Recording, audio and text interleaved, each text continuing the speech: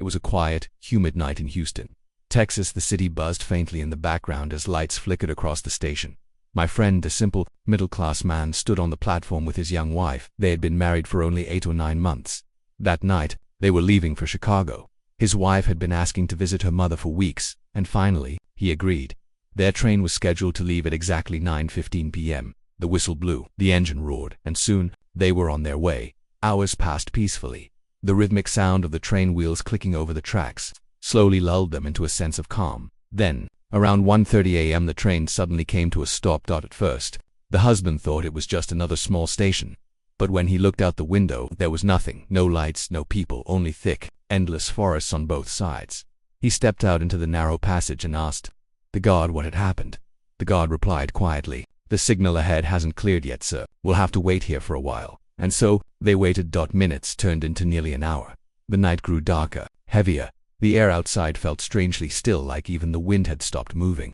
Then, through the dusty glass of the window, the husband saw someone walking along the side of the train. A man carrying a tray, calling out softly, "Candy, fudge, fresh sweets." He was selling sweets. At 2 a.m. in the middle of a forest, the man came into their coach. He was smiling politely, his voice calm and kind. The wife felt sympathy and whispered, "Let's buy something from him." They bought a small box of candy. Before the man could leave, the husband asked, "Hey brother, can you tell me where we are right now?" The vendor smiled, a strange, distant smile, and he said, "Don't ask the name of this place. Just know, it's a beautiful valley. Whoever meets the people here once, never forgets them." The husband frowned before he could say another word. The man had already moved on, disappearing into the next compartment. The couple looked at each other, puzzled. What did he mean by that?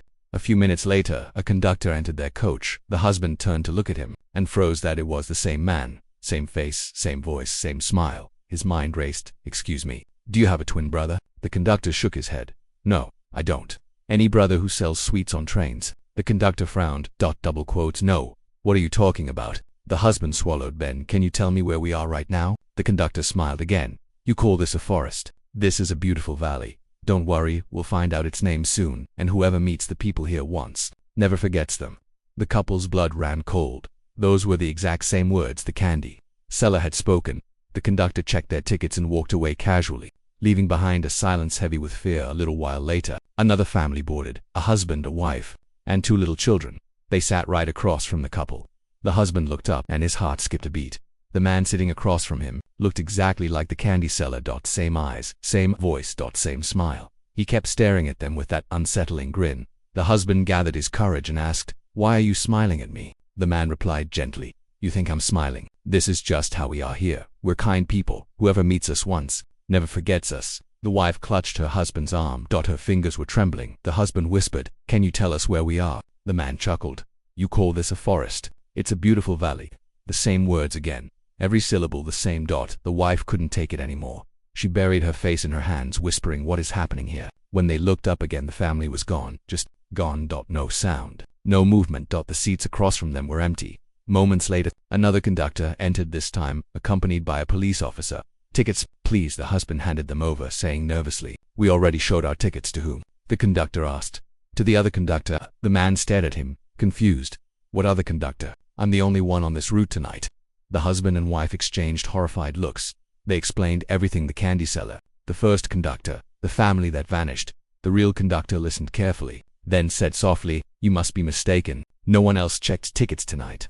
He smiled reassuringly. "Don't worry, we'll be in Chicago soon." As he turned to leave, the husband called out one last question. "Wait, is the train even moving right now?" The conductor smiled faintly. "Yes, sir, the train is moving." The husband rushed to the window and pulled the curtain aside, and yes, the train was indeed moving again. The noise of the tracks returned. The forest slipped away. The lights of distant towns began to appear.